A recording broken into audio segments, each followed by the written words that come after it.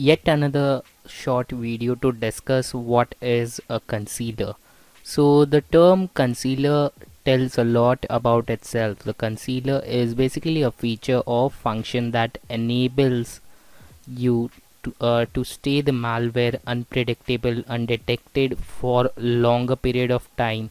And in this example, the script that is running in the background will be unpredictable, and the user will not actually know that the script is running. Even in email attachments, the Excel file, the attachment will have my macros enabled, which will be hidden from the malware anti-malware systems, and the registry modifications while you install a cracked software. So these are the concealers in. And in our next video we'll be talking about bomb and what is it with an example.